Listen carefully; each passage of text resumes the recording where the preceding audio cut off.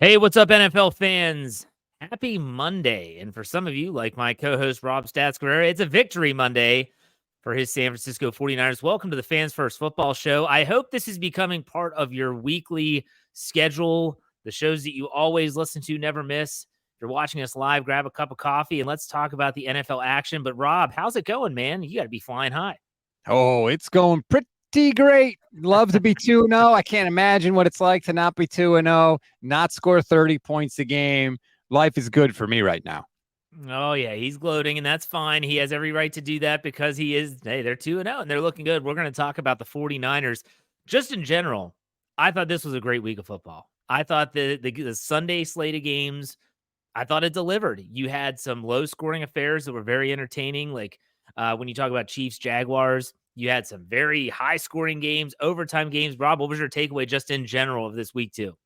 Yeah, I thought it was way more entertaining than week one. A lot of comebacks. I feel Yeah. like for me, game management for some of these coaches, I feel like is becoming a real thing. And we can talk about it, especially Jags Chiefs. That one's jumping out to me. But like these coaches got to handle these games better and make better decisions. And I feel like week after week after week, they screw it up. And sometimes it's just a matter of there's the coach that overanalyzes everything, and then there's the coach that just seems to have no freaking clue whatsoever about the down distance, situational awareness, timeouts, when to use them, when not to use them with the 2-minute warning. I understand there are some nuances there, and a lot of teams do have coaches and help in that regard. But let's dive into this. Let's start off on Sunday, the 1:00 slate of games. One of the few blowouts that we had in this past week. The Bills and Raiders. Raiders go across country. They had been in West Virginia training most of the week, and the Buffalo Bills just blow their doors off, 38-10. Josh Allen, what a bounce back game for him. Not much that I really have to say. I watched a little bit of this game, and it was dominant. What do you think about the Bills now? I think that the Bills can just exhale a little bit. Josh Allen really needed a bounce back game after losing to the Jets and just being reckless with the football in week one. Yeah. We got good Josh Allen yesterday, 31 of 37, 274 yards, 3 touchdowns, no interceptions. That's the Josh Allen that the Bills need him to be. The Raiders stink. Jimmy Garoppolo is the same Jimmy Garoppolo he's always been. You could see it is such a relief watching him. He drops back to pass. That first read is not open. You see those feet start to get going, and you know nothing good is going to happen for you after that point. And that's who Jimmy Garoppolo is. Bills, this was a handle your business game, and the Bills did. I feel like you got some Jimmy G like stuff like still up there. It's like it's still festering a little bit. It's like when you get divorced and then you see your ex and they're doing all the stuff that drives you crazy, but it's like, it doesn't drive me crazy anymore. It's not my problem anymore. Right. That's the magic of divorce. Like, I'm good. It's just, it's incredible that it never changes. That someone else is crazy. But for the Bills, yes, they get good Josh Allen, and that's, hey, fantastic. But at the same time, they need more consistency from Josh Allen. You can't have the crap fest of week one and then a great week two. Like, if they're going to ever win a Super Bowl, they're going to need some consistent play at the quarterback position. But you're right. The Buffalo Bills fan base should be able to exhale a little bit and say, okay, very good. Let's go to the next game. A game I was very intrigued about as a Steeler fan. Ravens-Bengals, AFC North matchup in Cincinnati. This game, the final score is 27-24. I watched almost all of this game. It was not that close. The Baltimore Ravens really did dominate this game. They dominated time of possession. Lamar Jackson in that offense, it's very unique. It doesn't seem like it's fully clicking yet, but they're the typical Ravens. And Joe Burrow, here's the storyline for me, re-aggravates that calf injury. This is a storyline of all storylines. Rob, what was your takeaway from this game? Well, 2 things. First, yeah, obviously Cincinnati with the Burrow injury. That's the biggest thing. But the Bengals can't move the ball. 282 total yards of offense.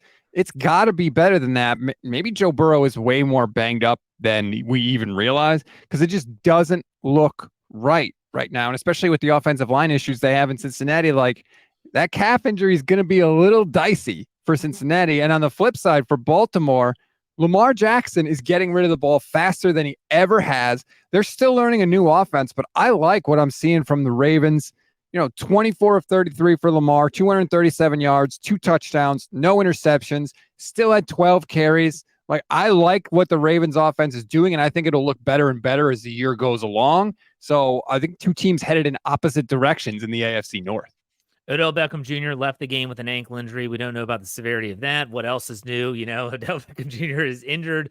But on top of that, the Bengals, everyone's like, oh, well, Joe Burrow re-aggravated his calf. Yeah, it's noteworthy. But I think back to when Joe Burrow was, the Joe Burrow we expect. How much of his game was based around mobility? I mean, he was still pretty much a pocket passer. He's a drop back, find the read. Yeah, he could run, and he's mobile enough. Their offensive front looks really, really bad, and they've invested into that group, and now they invested a ton of money into their quarterback. For the Bengals, in terms of panic level, how high should they be panicked right now after an 0-2 start? I could see both sides, right? Because on the one hand, you say, hey, teams that are 0-2 usually don't make the playoffs. Joe Burrow has started 0-2 3 times in his career. At the same time, they started 0-2 last year, and they ended up just fine. So you could look both ways, but if I'm a fan, I'm saying, look, how many times can you buck history, right? Or why do we always have to be the team that overcomes these incredible holes? Like, how about we just don't put ourselves in the hole in the first place? But Exactly. It's too late now. That's where Cincinnati is. And look, the AFC is an absolute slog. It's going to be a tough hole for Cincinnati to dig out of. Not to mention their 2 losses are 2 division losses. They lost to the Browns in week 1, the Bengals in week 2.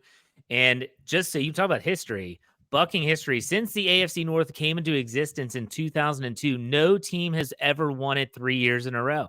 The Bengals won it the last 2 years. Something to keep in the back of your mind as this year progresses. Let's go to the game that you mentioned earlier with coaching issues or questionable decisions.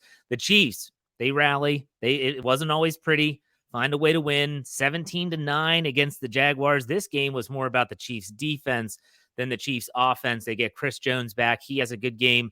Rob, what did you want to talk about with this game and the coaching decisions? Well, I think Doug Peterson got a little bit stung early in the game.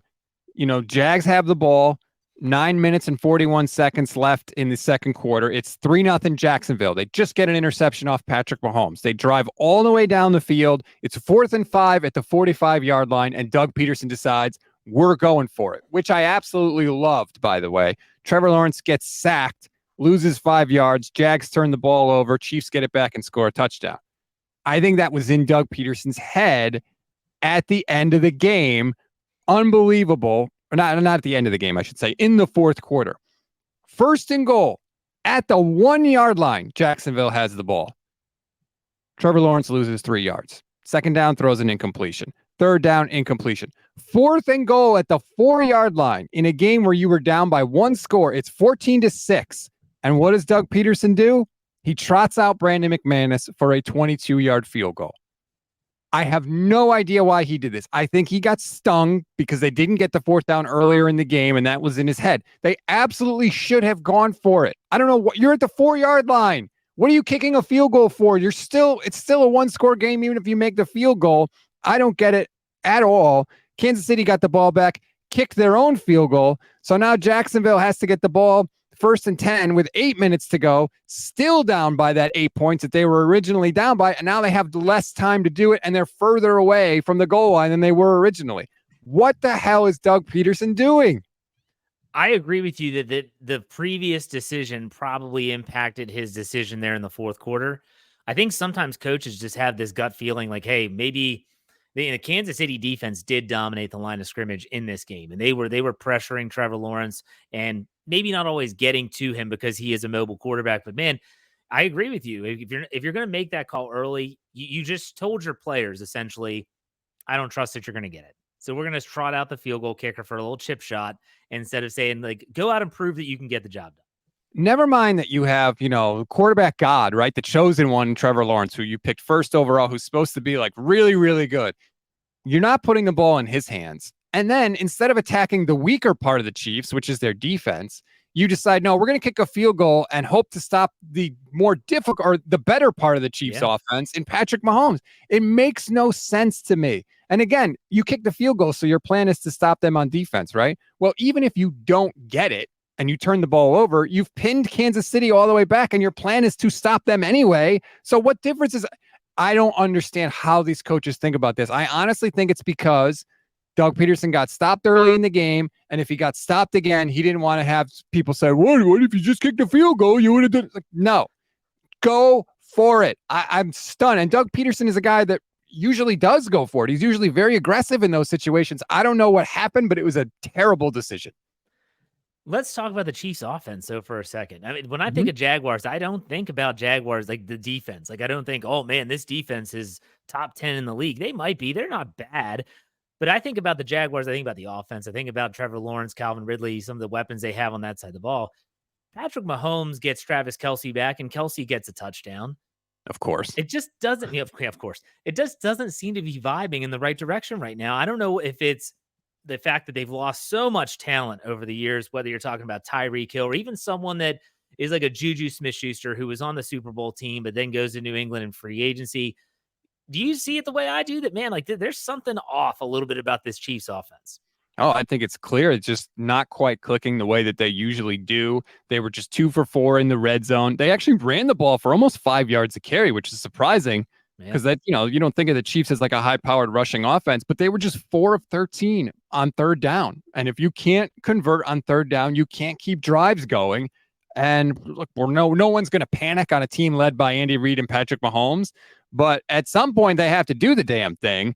And right now, it does seem like more of a struggle for the Chiefs than it has been in years past.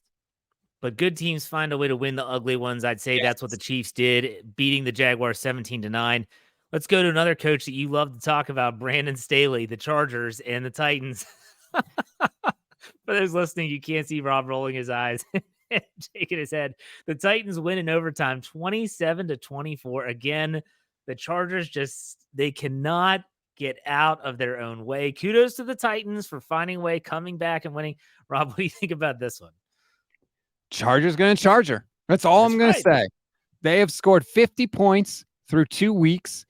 I don't think they have a single turnover, and yet they're 0-2. Like, they just find ways to lose these games. Justin Herbert, 300 yards passing, 2 touchdowns, no picks, but yet they lose. When it's a close game, you're just going to find a way to lose. And I don't care what they say, that stuff gets in your head. Somehow they have to snap out of this. I don't know how they're going to do it, but we have so much talent and you're the Chargers. And Justin Herbert is a great quarterback and he played well in this game. And yet you can't beat the Titans. Like, this is supposed to be one of your easier games if you're the Chargers. And they find ways to lose like seemingly every week. I mean, Staley is not an entrenched coach like some of the coaches around the league, the Bill Belichick's, the Mike Tomlins, the John Harbaughs. Could this be a midseason, look, we need a change? Like, could you see this if this continues going down this path? They just say, look, you're gone and we're going to make a move. You think that could happen? 1,000%. Kellen Moore is the offensive coordinator. I think he's the head coach in waiting. Yes. I think he was absolutely hired with that in mind. Like, hey, if it starts to go south, we've seen enough of Brandon Staley. And I think I would not be shocked at all if I don't know the odds, but I wouldn't be shocked at all if he's the first coach fired. How long has this been like a Chargers thing, though? Like, I even think Phillip Rivers, back when he was the quarterback, there was the same storylines all the time. Man, the Chargers are going to be really, really good, and they just continue to underperform. Kind of feel bad for that fan base a little bit, but still. Titans, hey, kudos to the Titans. The Titans, no one's expecting them to do anything this year. Ryan Tannehill is the scapegoat among scapegoats with that franchise. They're drafting Will Levis. They've got Malik Willis, and, Derrick Henry is Derrick Henry. But no one's expecting any of the Titans, and they find a way to win. So I do want to give them some kudos. Anything stand out on the stat line with the Tennessee Titans? So the Titans are like almost the opposite of the Chargers. Like, their game management, Mike Vrabel is an excellent situational head coach. Not surprising considering he played for Bill Belichick for all those years. But he is the opposite. He finds a way to win these games, I feel like. And Tennessee didn't even get the ball first in overtime. The Chargers got the ball first and went 3-0. So they still had to stop the Chargers and then get the ball back and score and win. We got good Ryan Tannehill this week. He was awful in week 1, 20 of 24 for 246 and a touchdown in this game. That's the guy they need him to be. That's their formula. They need efficient Ryan Tannehill. They need to protect the football, and they need to hit some big plays. And Treylon Burks was the guy they drafted to replace A.J. Brown. He had 3 catches in the game, 76 yards with a long of 70. So he connected on that one play, and in these close games, that one player can make or break you. Absolutely. A game that was really entertaining, and I didn't get to watch a lot of this one based on the fact that it was at the 1:00 time slot, and I was focusing on the AFC North matchup. Falcons and Packers. The Atlanta Falcons win the game by 25-24. Back and forth affair. Jordan Love, sometimes you see these little bits and pieces of games, and you see the play where he's trying to get a snap and run a No, quarterback sneak, and no one else moves. It was one of the just funniest runs things. into the back of his offensive lineman. This was a weird game, though, and the Falcons are finding ways to stay relevant, even though sometimes the numbers aren't pretty. I keep on seeing Bijan Robinson just making plays every single week. He's bucking the trend of you shouldn't draft a running back in round one. He's a reason why you might want to consider it because he's dynamic. What do you think about this game? I think that Jordan Love is in a bit of a learning process, Yeah. and he looked good, but at the end of this game, their offense broke down. So the Falcons scored a touchdown that made it 24-19. Packers get the ball back. There's just under 12 minutes left in the fourth, right? You're up by 5 points. Atlanta's trying to come back. And then here are the last 3 possessions for the Packers in this one. 3 plays, 2 yards, punt. 3 plays, 5 yards, punt. 4 plays, turnover on downs. Last 3 possessions, they got nothing. And not only did they get nothing, they couldn't hold on to the ball for very long. The first possession took less than a minute. The second possession took 2 minutes. And the last possession took 19 seconds. So you had the lead already. You didn't need to necessarily score points, but you at least had to be able to keep the chains moving and take time off the clock. And the Packers absolutely couldn't do it. And the Falcons capitalized every single time. So, yeah, that's one of those where you just get one drive. Like, if you just have one drive, Yep. you win the game, and they just failed to do it. I agree with you about Jordan Love and the Atlanta Falcons. A lot of people thought that this team was just going to fold, and they're not going to be very good with Desmond Ridder. They're finding ways to win, and kudos to them. The Green Bay Packers, again, I don't think they're going to be a bad football team. A lot of people were curious about Jordan Love. I think you said learning curve is a great way to describe it. Let's go to a game that I thought was very interesting in the fact of you talk about from week 1 to week 2. So week 1, what everyone is talking about is kickoff game. The Detroit Lions find a way to beat Kansas City on the road in Arrowhead. What happens in week 2? They have a huge lead at some point. I don't know if it's huge. That might be the wrong adjective. They have a big lead against the Seahawks, and then Geno Smith and the Seattle Seahawks come crawling back, and they win 37-31. Same old Lions? I don't know. Seahawks maybe coming back? What do you think? You're an NFC West guy. I mean, neither defense is very good, in my opinion, but I thought the game really swung on Jared Goff just throwing a pick six. And Goff, I think, had the 3rd longest streak ever of consecutive passes without an interception until that one. But the Seahawks score a touchdown to take the lead. It's 24-21. Detroit gets the ball back, just under 11 minutes to go, and they start driving down the field, trying to move the ball. And Jared Goff just throws a pick six, and that made it a 2-score game. It didn't decide the game, but it made it so much harder for the Lions to get the ball or to win the game. Now, they did score a touchdown on the following drive, but it just wasn't enough ultimately. That, to me, was the turning point. Jared Goff has to be really, really good all the time because the Lions' defense is not going to stop anybody. They don't scare anybody. They're not going to stop anybody. And this is what happens. Seattle did just enough. Tyler Lockett is a really good freaking player. Yep. He scored 2 touchdowns, including the game winner, and Seattle escapes. And it's a big, big win for Seattle because they would have been 0-2. They would have had 2 losses in the NFC, and they would have had a division loss in the NFC West because they lost to the Rams in week 1. So that would have been a terrible start to the Seahawks for their season. When they buckled down and they came back when they needed to, and credit to them. And this game went to overtime. I didn't even mention that. This was an overtime win for the Seattle. Tyler Lockett, I believe, caught the game-winning touchdown pass on the opening drive of overtime. And again, Geno Smith, last week we talked about it, the hot mic moment when Aaron Donald's bearing down on him. He goes, oh my God. He gets in another hot mic moment where he's complaining about an intentional grounding call, and the official says, hey, could you knock it off? I'm trying to talk to America here. Like, it was that official is a star. So good. So funny. I loved it. And the Seahawks and Lions, like we said, week to week, you never know how it's going to go in the NFL. Most people would have had the Lions as an easy win at home. They lose in overtime. Both teams are 1-1. Now, the Indianapolis Colts, they found a way against the Houston Texans The CJ Stroud and Anthony Richardson, boy, did they put on a show until Anthony Richardson got put in the concussion protocol. Final score 31-20. CJ Stroud goes off. What was his stat line, Rob? I'm sure you have it there in front of you. 30 of 47 for 384 with two Holy touchdowns cow. and no picks. 384. I believe I saw a statistic that stated he was the first Ohio State quarterback to ever throw that many yards in an NFL game. So, Wow. yeah, in a loss. I mean, it's impressive. But the battle of rookie quarterbacks, what takeaways did you have from this one?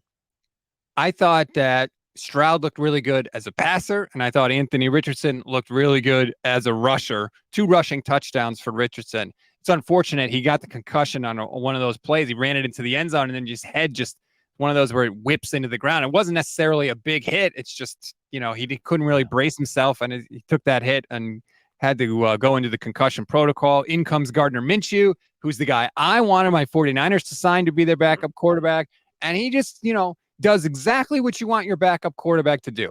Come in, steady the ship, 19 of 23, 171 yards, a touchdown, no picks, just very calmly just picked it up for the Colts and kept everything smooth and everything running.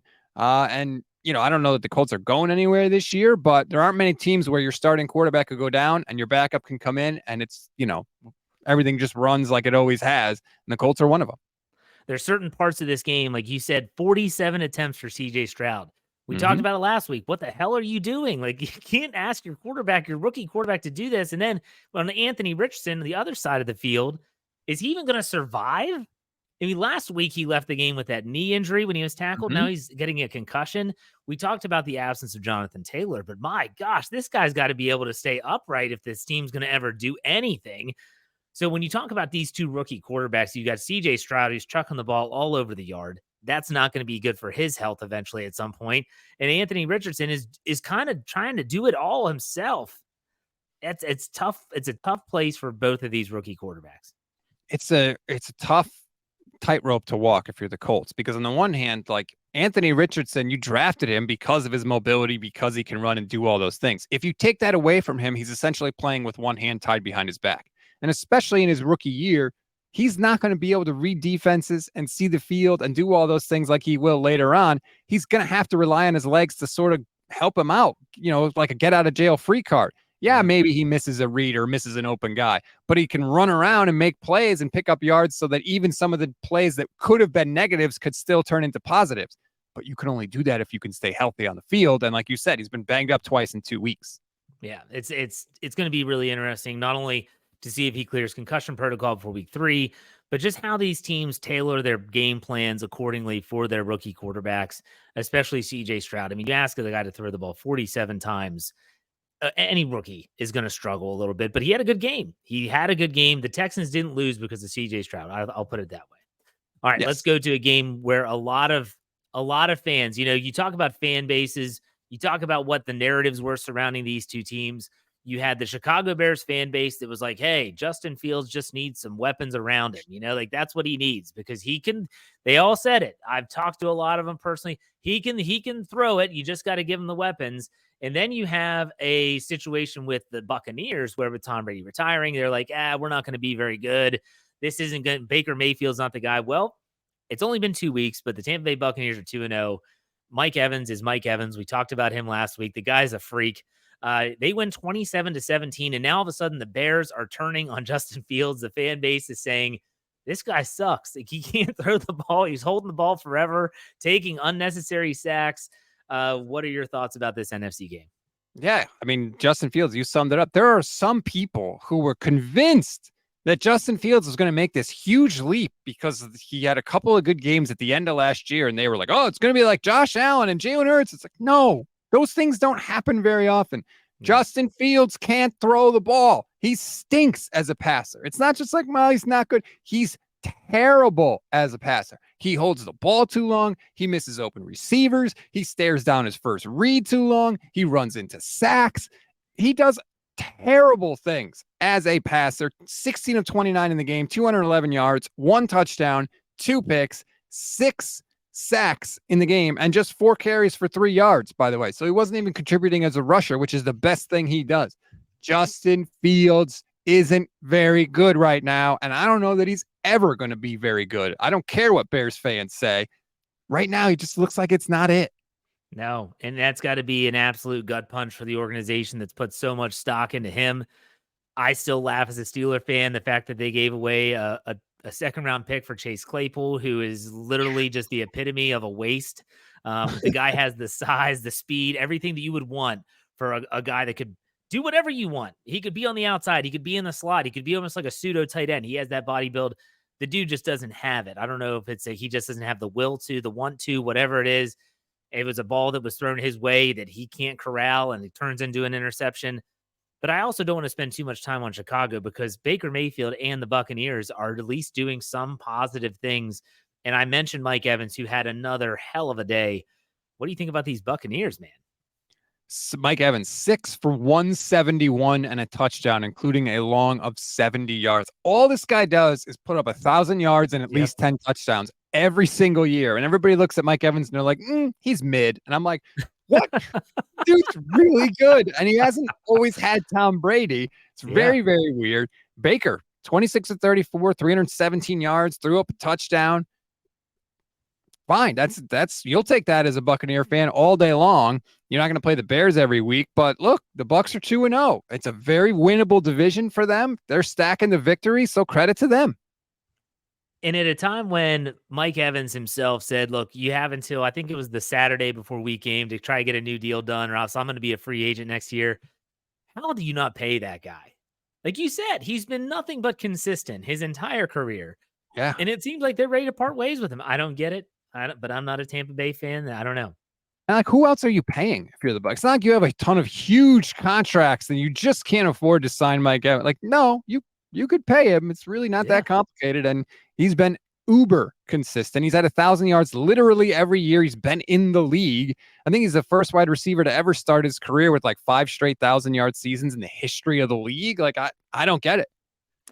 And the team is riddled with rookies. I think they have something like 19 rookies on their roster, on their game day roster. Maybe 13 or something. It's in the double digits. We're talking undrafted players that they drafted.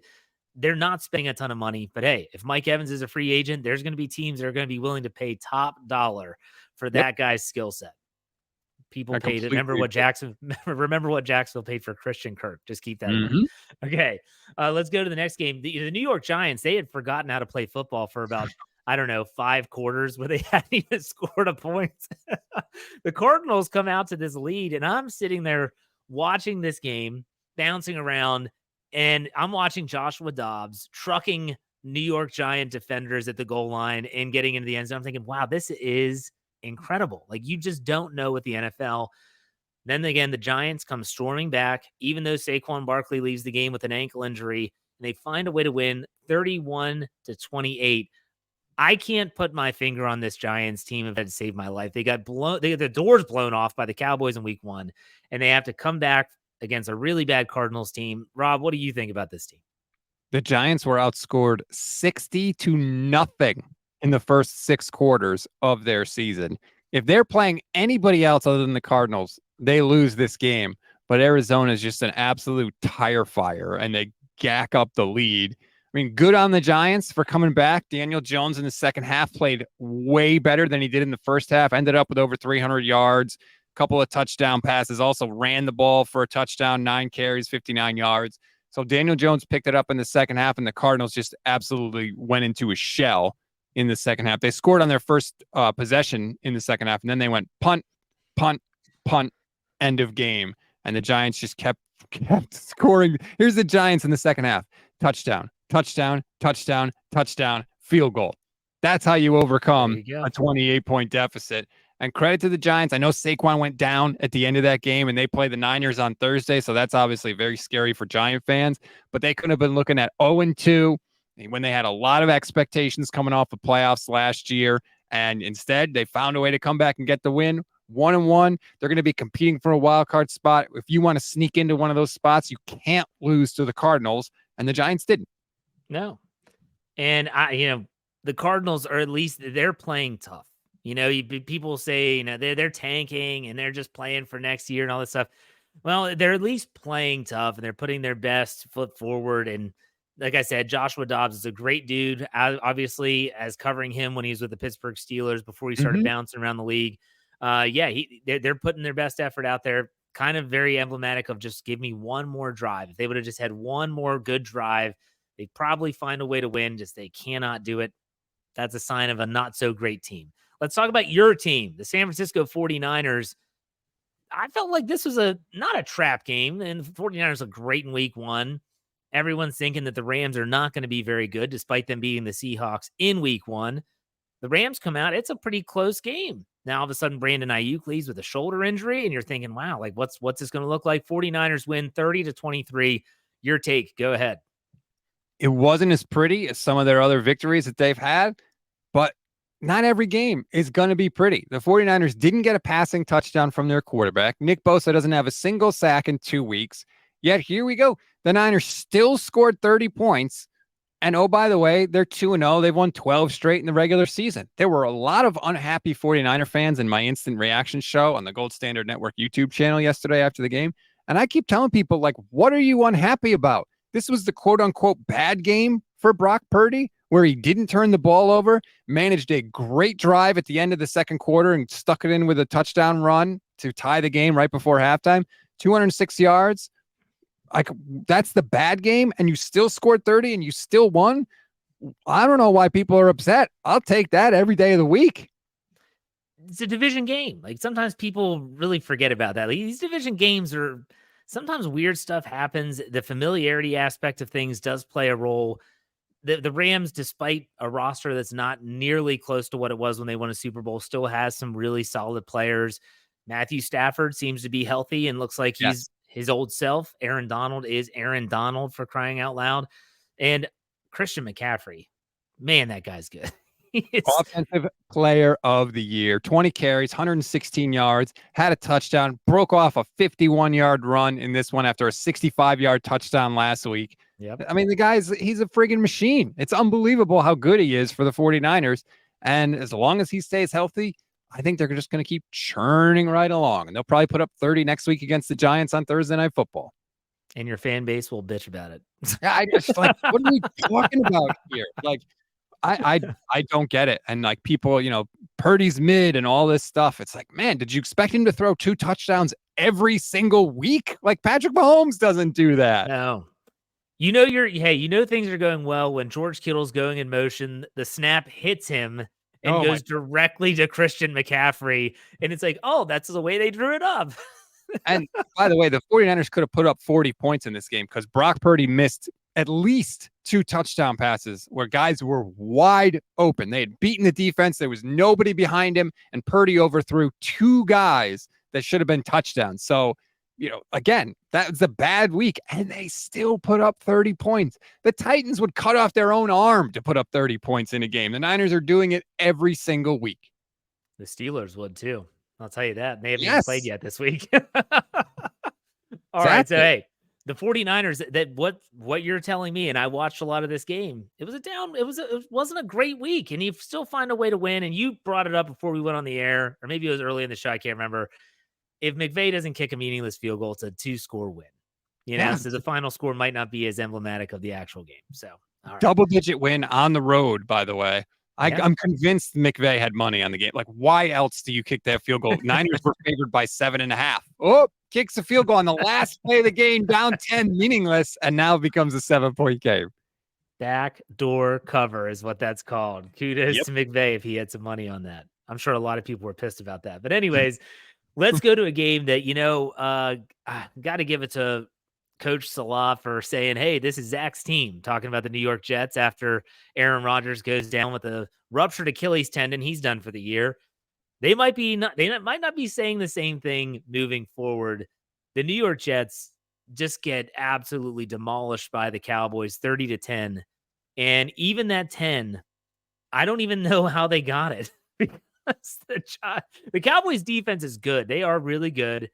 But the Jets, they just have so much talent. And I'm thinking about, these players that have gone there. And you think about Dalvin Cook, who chose to go to the Jets, although he didn't play well in this game. They're thinking they're going to go to a Super Bowl contender. And now they're on a team that looks like it's floundering. and you got Sauce Gardner deactivating his Twitter account. You've got Breece Hall complaining about the amount of touches that he had. That is an organization that's gone from look at us to holy cow, dumpster fire in a hurry. Let's talk about the Jets first, then we'll get to the Cowboys. What do you think about that situation? Robert Saleh, look, I love him. He's the Niners' former defensive coordinator, but what the hell are you doing? What the hell are you doing entrusting this team to Zach Wilson? Zach Wilson's the entire reason Aaron Rodgers is on this team right now because he was so bad that you knew you had to trade for somebody. And now Aaron Rodgers gets hurt and you unequivocally throw all this support behind Zach Wilson? Why? This is who Zach Wilson is. How many more times do we have to see him go out and be reckless with the football before we realize this guy is terrible? The last 3 possessions for the Jets in this game all ended in interceptions. Pick, pick, pick. Zach Wilson stinks. How the Jets have not called the Minnesota Vikings and traded for Kirk Cousins, or called the Indianapolis Colts and traded for Gardner Minshew, or called the New Orleans Saints and traded for Jameis Winston. Like, what are you doing? That is franchise malpractice to have a defense as good as the Jets have and to give it to that guy. He's a walking turnover, and that's the one thing that can neutralize a great defense. The Jets are being irresponsible right now, and they deserve everything they get when they start Zach Wilson. You got to think maybe the organization said, hey, he was with Rodgers, improved a lot, learned a lot from him in the preseason. I know that's poppycock, but still, for me, I wonder if they said, let's give him this game. Let's see how he does in this game. They've got to be on the horn right now. I mean, hell, even be on the horn with the Pittsburgh Steelers for Mitch Trubisky or Mason Rudolph, because even as bad as they are, they're better than what he is right now. It's insanity. Yes. And you have this roster that was structured in a way that they need to win now. And I agree with you 100%. It is malpractice for them to just say, this sucks. Aaron Rodgers is down. I guess we're done. How can you do that with all that talent? It just doesn't add up, but we'll see if they make a move. But kudos, the Cowboys, man. I don't like the Cowboys. I don't like the Cowboys fan base. They're obnoxious. They're annoying, but still, that defense is good. And Micah Parsons is going to be, he's already injected himself into defensive player of the year categories. He's all over the place. They're utilizing him well. What did you think about the Cowboys? Micah Parsons is just flat out terrifying. Like, I don't know where he's going to line up on any given play, but I know he's going to be screaming to the football. He's like a monster out there on the field. It's unbelievable. And I think the 2 quarterbacks that needed a bounce back week the most, Dak Prescott and Josh Allen, and they both responded. Dak was perfect in this game. 31 of 38, 2 touchdowns, no picks. I know the Cowboys kicked a lot of field goals, but I think that was more Mike McCarthy saying, look, as long as we get points, we ain't losing this game because Zach Wilson's not going to do a damn thing against us. So I'm not going to get too bent out of shape about it. They still put up 30 points again, as it was. Dak got a little testy after the game, talking about his interceptions, because I think reporters said, like, hey, you didn't go 2 straight weeks last year without throwing an interception. And he was like, well, I don't care about the interception. So what? What about the year before? It's like, all right, you care a little, Dak. So he's heard the criticism, but great start for the Cowboys. This is exactly what you needed to do when you have the Giants and the Jets in the first 2 weeks of the schedule. And you're 2-0. You're going to be competing for a number 1 seed in the NFC. So everything is good right now if you're a Cowboy fan. I'm trying to check really quickly. I don't know who they play next week. Arizona. Oh, man. Could you have a softer friggin' start to the schedule if you're the Cowboys? My goodness. No wonder their defense looks so good. What a murderer's row of games to start the season. God, that's unbelievable. How have I not talked about that before? Giants, Jets, Cardinals to start the year. Man, pillowy soft for the Cowboys. They scored 40 in week 1, didn't they? They did. They've outscored opponents 70-10 in 2 weeks. That is remarkable. It's going to even be bigger after next week. Probably. No, you're probably right. So the Cowboys, they look like they're going to be at least contenders in the early portions of the season. I thought one of the most intriguing games was one that got no national attention whatsoever, and that was the Washington Commanders and the Denver Broncos. And just the way this game ended was absolutely remarkable. The Broncos' Hail Mary pass is completed. They need a 2-point conversion to send it to overtime. All the Broncos fans are up in arms saying this was pass interference. How did they not call that? It was a pass that was knocked down. Could they have called? I didn't think it was interference. I thought if anything, it was, a defensive, either you could call it holding or just illegal contact. Nonetheless, Commanders find a way to win 35-33. I don't know what to make of either of these two teams. I think the Broncos, even with Sean Payton, it just seems like they're a floundering organization for some reason. But Rob, what's your take? Yeah, I don't expect much out of either one of these teams, but good for the Commanders to get the win. They're 2-0. They could have collapsed after that Hail Mary, right? They could have said, "Oh my God, I can't believe it." They could have been deflated. They buckled down. It's not their fault, that their flag didn't come out. I'm not going to ask them to apologize for that under no circumstances. Sam Howell put up just under 300 yards, 299 yards in the game, 2 touchdowns. They were efficient moving the ball. I thought Denver was supposed to have a little bit of a defense. I don't know where that went. And I'm sorry, I know that Russell Wilson, threw for 300 yards and 3 touchdowns, but he was 18 of 32 in the game. I don't know where that Seattle guy is, but he is nowhere to be found right now. And I don't know that there's a real trust factor or belief between Sean Payton and Russell Wilson. I think it's going to go poorly for the Broncos this year. Yeah, it's weird. Everyone was shocked when he was traded from Seattle. Like, oh my gosh, how would Seattle trade this guy? Like, he's gotten them to Super Bowls. They've won a Super Bowl with him. Maybe Seattle knew something that everyone else is just finding out now. And that is that he is just, I don't know. He's just not that great. I remember I met a 49ers fan and he said, I hate Russell Wilson with all of my being. He is the fakest human being on this planet. And I was like, wow, those are really strong words. That's aggressive, but okay. He was a 49ers fan. That's why I was like, hey, it's a division thing. I get it. Like the Steelers. It wasn't me. No, it wasn't. It was. Russ was sacked 7 times, and he led the league in sacks last year. And one of the big reasons he wanted to leave Seattle is because he was getting sacked too much. Yeah. And they signed the 49ers tackle, didn't they? Mike McGlinchey. Yes, they did. $80 million fully guaranteed, or $50 million, some crazy amount of money like that. No, not good for Denver. 0-2. And in that division, in that conference, your season's pretty much cooked. Yeah. All right, let's talk about the Sunday night game. I was intrigued by this one. It's a division game, AFC East, the Miami Dolphins, New England Patriots in New England. Shocker, Tyreek Hill's talking about how awful Boston fans are after the game. Like, yeah, this was my shock face, in which case I'm not shocked at all. Heard this from the Red Sox. It's all over the place. Boston fans are the worst, in my opinion. But the Miami Dolphins, they go on the road. They win the game 24-17. I can't be honest. I got to be honest. I didn't stay up to watch all of this one. But at the same time, the Dolphins are a team they're just going to be a tough out. As long as Tua stays healthy, he's throwing the ball extremely well. He's got a lot of weapons with Waddle and Tyreek Hill, not to mention the running game, which they're having a couple players. Former 49er is obviously doing a damage down there as well. What do you think about this AFC East game? Miami's offense is so fast. It's not just Hill and Waddle. You mentioned Raheem Mostert, 18 carries, 121 yards. He broke out, had a 43-yard touchdown run in this game. The speed is everywhere for these guys. They could take plays that are maybe only blocked for a 5 or an 8-yard gain and take it to the house.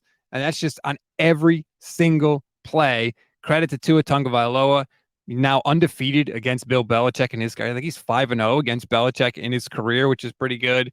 And for the Patriots, second straight week, they have a turnover on downs at the end of the game when they're trying to come back to tie it or take the lead. Did you see the end of this game for the Patriots? What happened? It was a crazy play. They completed. So Mac Jones, it's 4th and 4. Mac Jones completes a short pass to Mike Gesicki, and he realizes he's not going to make it. He laterals the ball to Cole Strange and looks initially like he's going to get the first down, but eventually they replayed it and they overturned it. So he was close to getting the first down, but no. And so that's how the last gasp ended for the Patriots. Just like last week when they completed a pass on the sideline, but the receiver didn't get both feet in bounds on 4th down, and they turned the ball over on downs at the end of the game. So Patriots defense looks okay. Rough start to them. They're obviously 0-2. But the Dolphins, as long as they keep Tua upright, they're going to be a team to be reckoned with. Is Belichick's legacy being slightly tarnished by how these teams are playing minus Tom Brady, in your opinion? I don't think so. I think Belichick is the exact same guy he's always been. The problem is Belichick, the coach, is way better than Belichick, the GM. They just don't have any. The offensive personnel is terrible for the Patriots, and they don't have the greatest quarterback of all time to make up for that like they did in the past. So I think Bill is the same guy he's always been, but when you don't have the quarterback, you look a lot different. Well said. Very well said. All right. Let's put a bow on week 2. Obviously, there's the Monday night games tonight with Carolina and New Orleans in the early game, and the Pittsburgh Steelers and the Cleveland Browns I can't believe they're overlapping these games. It makes no sense why the NFL would do that. Nonetheless, it seems like they're killing their own product. Hey, it is what it is. What did you think about the Sunday games, Rob, from week 2? Like I said at the top of the show, I loved the slate. Like, I thought the games were so much more interesting this week than last week. I think teams are kind of rounding into form a little bit. You know, a lot of people don't play in the preseason, so week 1's a little weird. I think we're starting to see these teams kind of take shape and show us who they are a little bit. But let's talk about your Steelers on Monday Night Football. Come on, they're facing the Browns. Yeah. Browns made the Cincinnati look inept in week 1. Your Steelers looked inept in week 1. What do you got? Give me a little preview here. I got to be honest. I think the Steelers, the fan base is ready. They're jumping off ledges. Like, seriously, guard the bridges in Pittsburgh, because there's the Steelers faithful. They're standing on every single one of them. There's like 1 million in that town, and they're ready to jump. And if they have another flat performance like they did in week 1, the fan base is going to be just done. Because all of the hype surrounding this team in the preseason, it just has gone completely south. This is a game where, if you're asking me, I think it's going to be a low scoring affair. TJ Watt and Alex Highsmith have to win this game for the Steelers. And that sounds crazy. TJ Watt has done it before. Yes. He's a defensive player of the year for a reason. He has literally said, hey, I'll get the ball back for us. I'll do it myself. I'll sack the quarterback, strip the ball, pick it up. I'll get it back. Let's go. Let's go score some points. They're going to have a big game with Jack Conklin, the right tackle for the Browns, is out. Alex Highsmith has done very well against Jed Willis, the left tackle. Where are you going to put the help? They got to win those matchups. I think the Steelers do find a way to win. I think Mike Tomlin at home on Monday Night Football is really good. They can't afford to go 0-2. If they could get a 1-1 record, be above the Bengals, really help them as they get ready to go to Vegas next week. And then they have the Texans after that. So they might be able to stack some wins, but they have to win tonight. It's going to be a good one. I'm excited for it. Yeah, AFC North will look very different after this game. If Cleveland wins, then you'll have Baltimore and Cleveland at 2-0 and everybody else winless in a division. But if the Steelers can win and even their record at 1-1, then they're tied with the Browns for second in the division. Just, a game back of the Ravens. It changes the division a lot. And I feel like, honestly, like, you tell me if I'm wrong, I feel like if the Steelers lose this game, then the whole season just becomes, can Mike Tomlin finish above 500, which is not the standard for a good head coach. Well, it's not only that. It's not only is Mike Tomlin going to be able to scrap together a 500 record, which is why the fan base calls him Mediocre Mike, because it's like, well, what are we celebrating? We're celebrating like mediocrity here. But it's also, is Kenny Pickett really the guy? Because everyone thought coming into this after the preseason was very pristine that he is the guy. Well, He wasn't the guy in week 1. That was not anything close to the guy in week 1. So if Kenny Pickett can bounce back, have a good game, even look like the quarterback the Steelers saw in the second half of last year when they went 7-2 and won their final 4 games, then there's going to be a little bit of a better feeling about this team. This is a big game for Pittsburgh, and it's only week 2, but it's a big game for Pittsburgh. You have to find, if you're going to be anything in the AFC, you have to find a way to win this game. Starting 0-2 in that conference, you're digging yourself a hole that I don't know that anybody could dig out of. So this is your season for the Steelers, I think, and hopefully they do it. I will be pulling for them. I hope so. And you can hear my takes on all this on the Steel Curtain Network right here on Fans First Sports Network. Wherever you get your podcasts, search Steelers, you'll find the Steel Curtain Network. You can find me on Twitter at jhartman, HARTMAN_PIT. Rob, tell them how they can find your work. So I'm at the Gold Standard 49ers Podcast Network. You can search Gold Standard Network on YouTube or in any podcast app. It'll pop right up. I am on all the socials at Stats on Fire. All the 49er coverage you could possibly ever hope for. And we will be back next Monday. That's right. Monday at 9:30 a.m. Eastern time is when we'll have this live streaming, and you can catch it on the podcast platforms shortly after. We will see you next week after week 3. Rob, take it easy. Thanks for your time. Thanks, Jeff.